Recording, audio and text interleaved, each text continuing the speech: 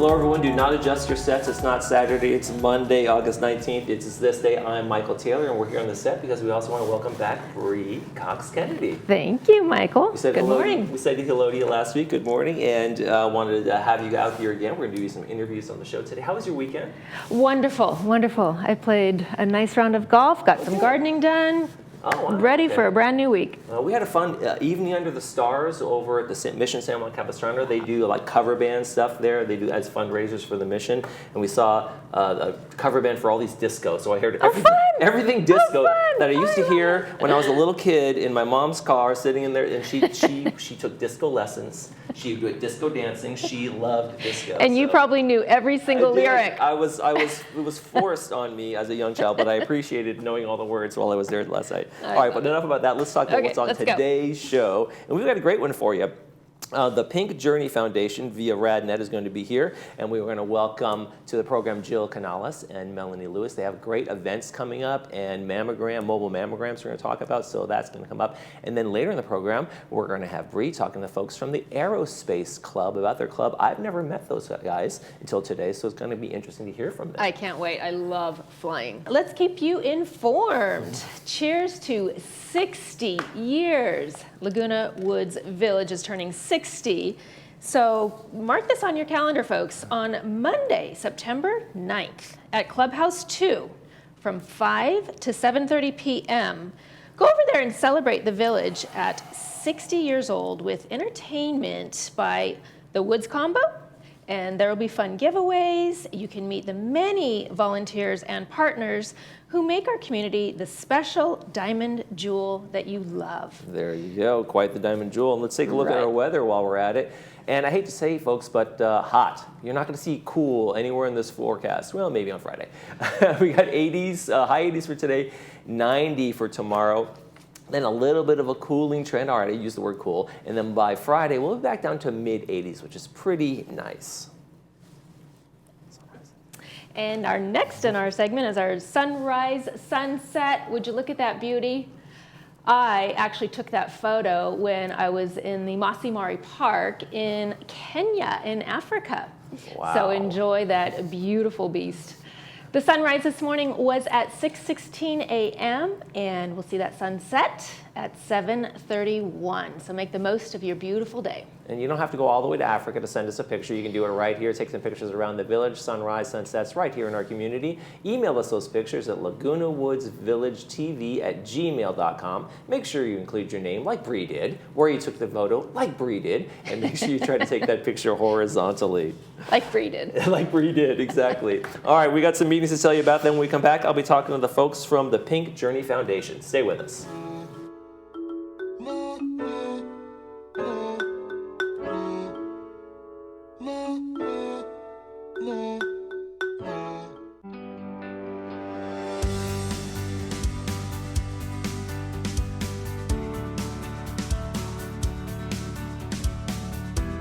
Welcome to the RadNet Health Spot. I'm Stephanie Landon, talking to you today about screening for lung cancer. Did you know that each year, more people die of lung cancer than of colon, breast, and prostate cancers combined? The good news is that the numbers of new lung cancer cases and deaths from lung cancer continue to decrease, partly because people are quitting smoking and also due to advances in early detection. With that in mind, let's take a look at lung cancer screening so you can understand your risk or that of someone you love. Low-dose CT is a specialized screening that is used to find lung cancer before you have symptoms and before the cancer has spread, when it becomes more difficult to treat. The exam itself is quick and easy. There are no needles for contrast or X-ray dye and no need to fast before the exam. Most importantly, this screening test is covered by almost all insurance plans for most people at high risk. So what is considered high risk?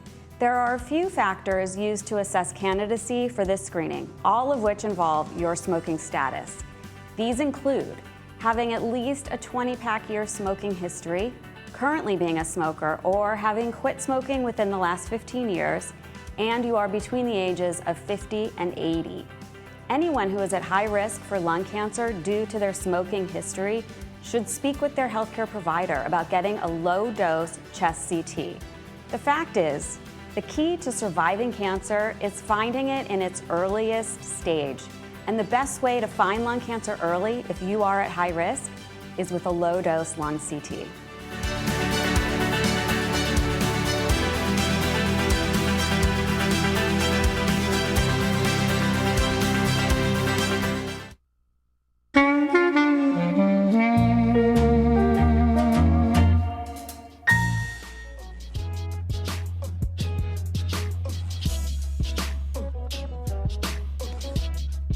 We're going to meet some ladies from the Pink Journey Foundation. It's a great organization that we have here in Orange County. I want to welcome Jill Canales and Melanie Lewis to our program. Thank you. So let's find out, Jill, tell us what the Pink Journey Foundation is all about. So we are a local organization, a nonprofit organization that was actually founded decades ago by a leading breast surgical oncologist, Dr. John West. And our purpose really is to help every woman. We're very focused on education, allowing people, women in particular, to understand why early screening is important. So education really is our core component, but we also offer a lot of services in the community that that we will share with you. But essentially, it's really for any woman, whether they have been diagnosed or not. We have services that offer to every woman. All right, and one of your big supporters is RadNet, and it helps you provide a lot of services in your community. So what are some of the services you're talking about here? So we do a number of things. The first being for a woman who happens to be diagnosed with breast cancer, and she can be anywhere in the country, or for that matter, anywhere in the world. We have a advocacy peer navigation program. So we have a woman who potentially is newly diagnosed. She has certain aspects of her breast cancer diagnosis, and we'd like to match her with someone who's well-trained and who's a survivor to kind of help her through that process. So that is one of the services that we offer. We also have a really robust education program, so we can go out to corporations, to schools, we've been to women's shelters, and we can educate them about breast health. And then kind of the most significant, kind of the most exciting program we have is called Rolling with Hope. We take out a big, large pink mobile mammography unit, and we go into underserved areas. Okay. And we offer free mammograms to women who would really otherwise not be able to have one. Okay. And on that note, tell me about, Melanie, tell me about Maddie, the mobile mammography coach. Yeah, so, yes, and this is Maddie. That's Maddie. That's Maddie. So RadNet provides the facility of us to take the mobile unit out. And our focus as a foundation is to provide the services to underserved communities in the Southern California region.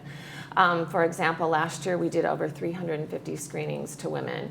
It's a no-cost program, and it's really supported by grant donations and corporate and private donations. And we go out and we spend a day in a community. Sometimes it's at a health fair, sometimes it's at a local church or community center, and we screen women that are 40 and over and have not had a mammogram in 1 year, and we don't ask for insurance. It's a no cost, no insurance. We want to really reach out to women that may not have the same opportunities as other women. So we go out there and we're in their community providing the services. We educate them, we follow up with them, because RadNet also provides, if there's a callback or a positive finding, at no cost, a diagnostic screening, as well as possibly a biopsy, which is not known in the world when you go out to mobile programs. Right. So they take that next step to help the women and to get them into a program. If we need to, we partner with them.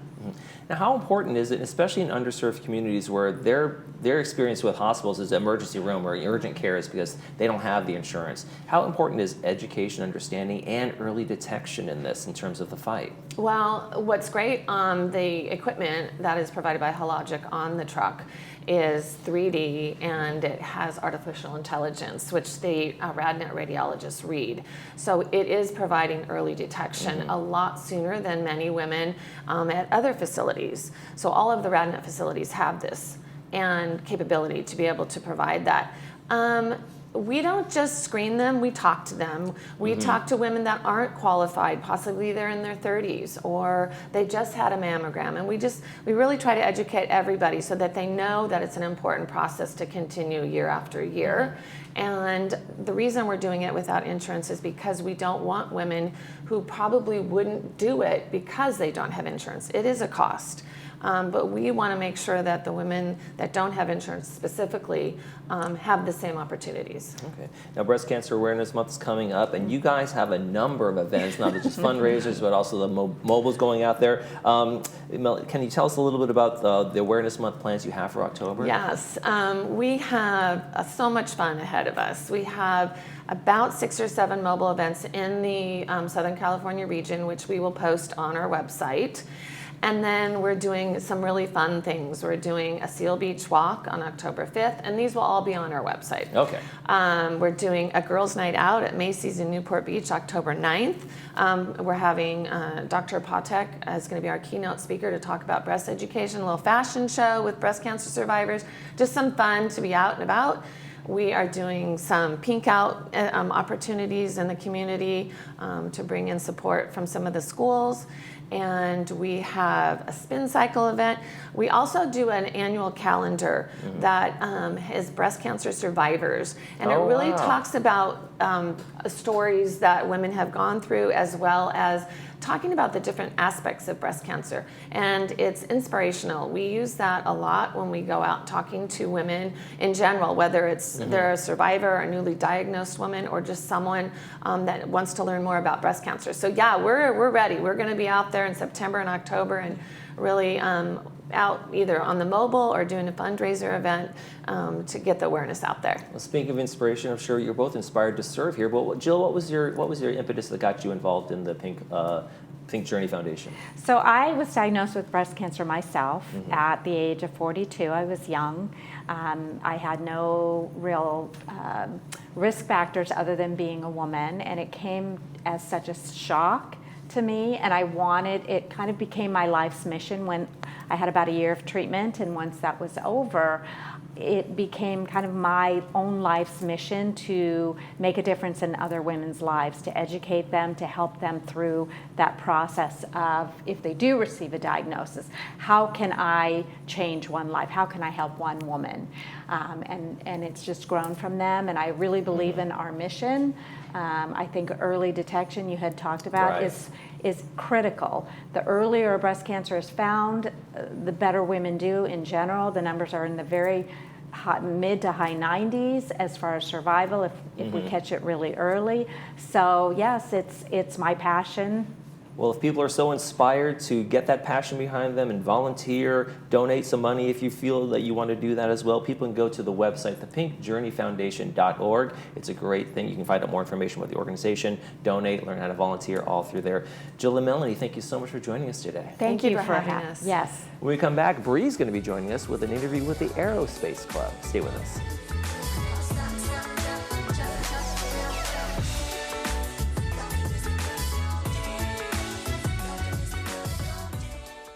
Who is RadNet? You've probably heard our name and seen our commercials, but you still might not know who we are. RadNet is the largest provider of outpatient imaging services in the United States, with over 8,000 employees and almost 400 imaging centers in 7 states. Likely, if you have had diagnostic imaging, you have experienced RadNet's high-quality, cost-effective imaging services. With 35 years of expertise, RadNet is leading into the future with advanced technology and the very latest AI technology. We are positioned for the future of healthcare. RadNet, leading radiology forward. Go beyond better hearing with artificial intelligence.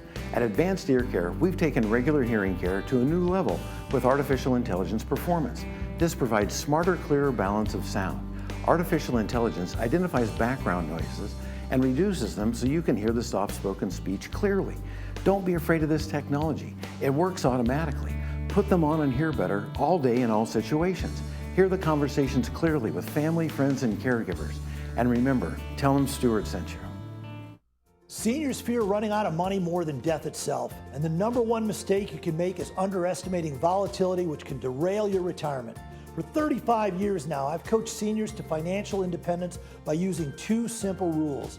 Never take big losses and create income along the way. It's your financial future. Call now to get a free risk analysis to ensure your investments are protected, and we'll send you our Safer Money System, 949-219-0692.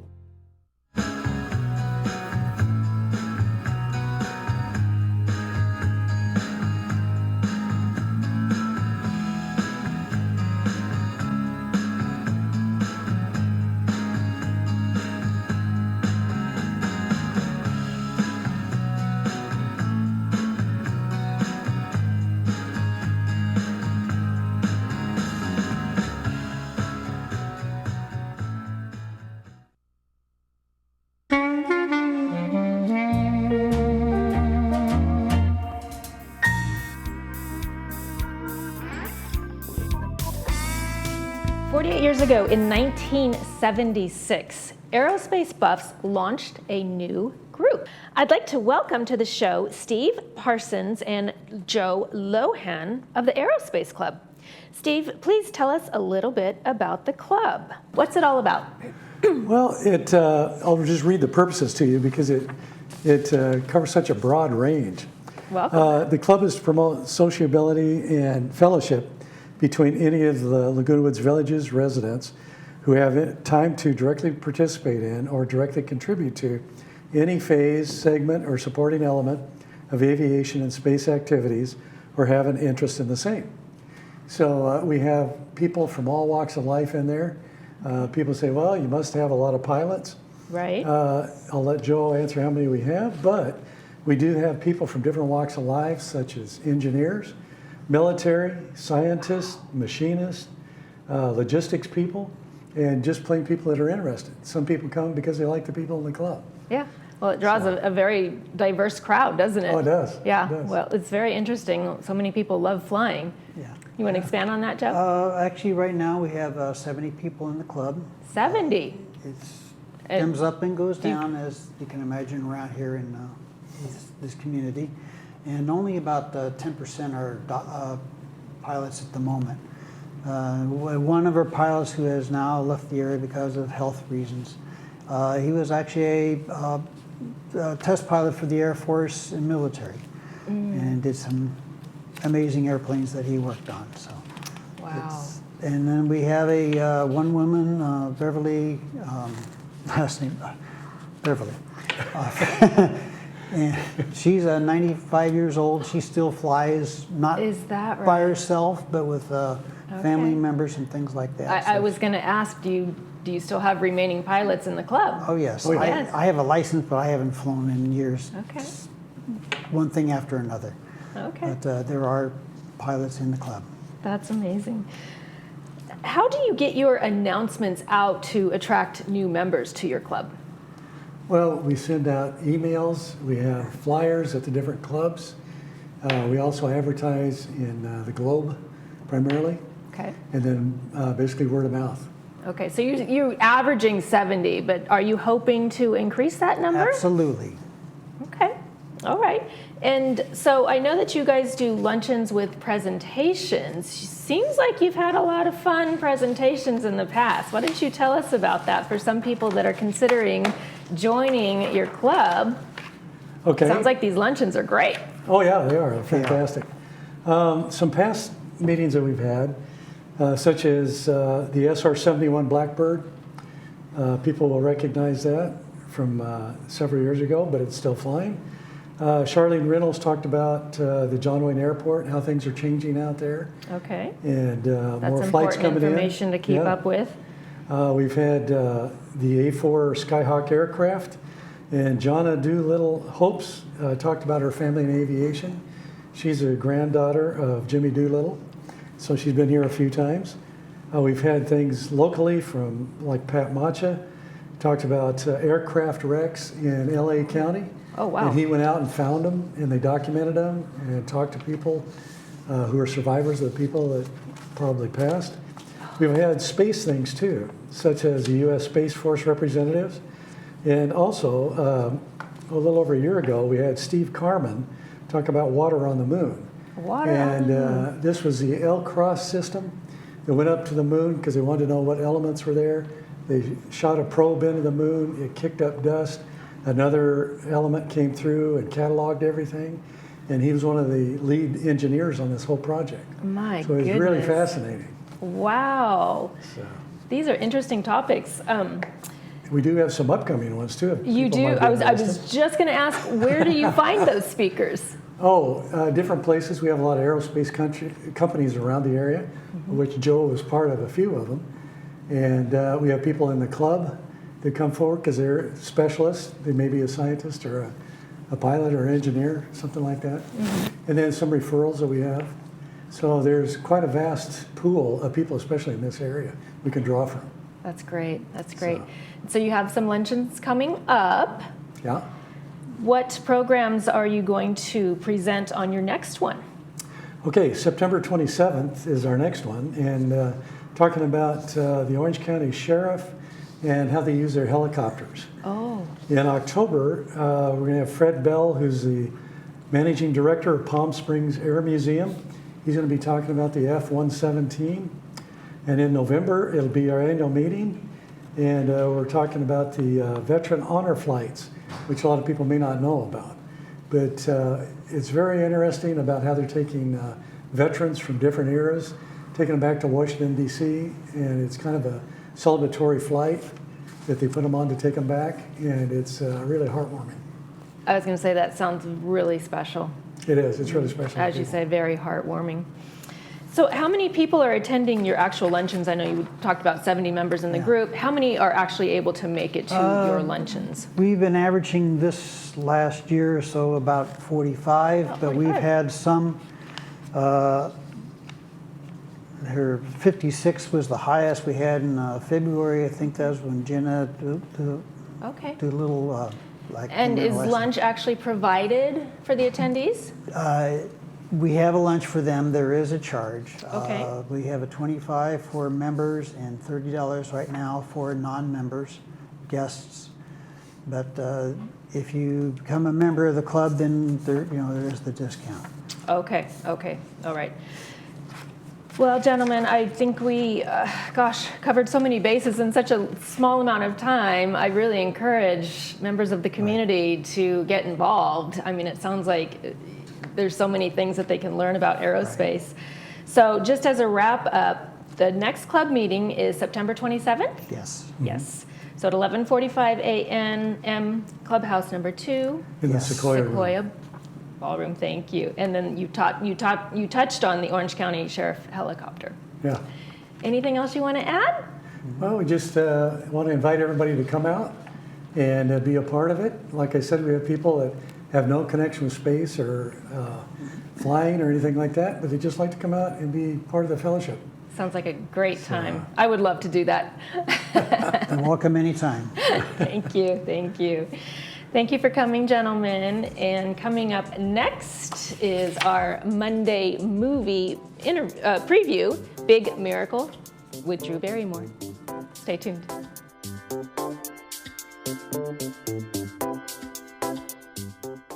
Joint care so exceptional, you'll wish you'd done it sooner. At Memorial Care, we're voted high in patient satisfaction for a reason. Our specialized surgeons and care teams understand the pain you're going through, as well as the best personalized treatment to get you back to what you love sooner. With nationally recognized care, advanced technology like our Precision Mako surgical system, and support that's always by your side. Get ready to go forth with renewed joy. A new movement awaits at Memorial Care Orthopedic and Spine Institute. Dr. Farhumand and her associates at Brilliant Smile are excited to announce we now feature cone beam computed tomography. CBCT scans have many benefits over traditional x-rays. They are fast, safe, non-invasive, and provide better care to our patients. The 3D images provide an accurate view of teeth, bones, and soft tissue. It allows us to diagnose and treat more effectively. Also, it features modern diagnosing of sleep apnea by checking the airways and obstructions. Get started today. Call Brilliant Smile, Laguna Woods Village favorite dentist. For 25 years, the Newport Beach Film Festival, one of the nation's most celebrated international film events, has become a pivotal stop on the awards circuit. Hi, I'm Mark Ronson. Kate Beckinsale. Benedict Cumberbatch. Excited to be here at the Newport Beach Film Festival. I'm in Newport Beach. I'm in Newport Beach.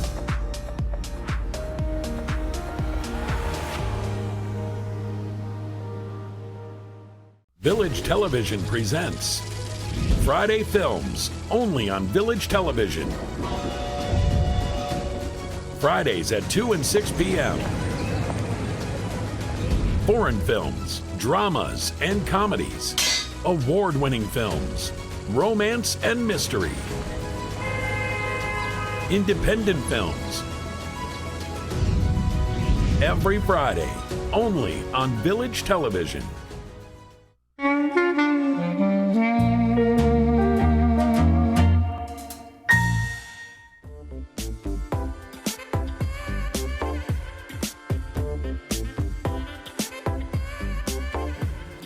You having fun yet? I'm having a great time. Great time. We've got a great movie coming up. Why don't you tell us all about it? I love it. I can't wait to watch this one. It's called Big Miracle with Drew Barrymore, brought to you by Pacific Financial. It'll be shown at 9:30 p.m. with the subtitles, 6 p.m. without the subtitles. It's based on a small town in Alaska, and news reporters recruits his Greenpeace volunteer ex-girlfriend, oh, this is getting good already, on a campaign to save a family of gray whales trapped by rapidly forming ice in the Arctic Circle. I've never seen this. I want to Well, I'll look forward to it. And go inside to watch it. It's going to be hot outside, right? Hot, hot, hot. Quick check on the weather. And that's, we'll get closer to the weather here in a second. 87 degrees is going to be hard today. Tuesday, it's going to be 90 degrees. Tomorrow, it's going to be hot, hottest day of the week, then 87. Then we taper off just a little bit as we get to the end of the week. I'll use the word cooler for Friday. That's the only time we're going to be using the word cooler at all. Tomorrow on the program, we're going to have a CEO update from Village Management Services with Siobhan Foster. And that's going to do it for this edition of This Day. For all of us here, including Bree, we want to make sure you make this day a great one.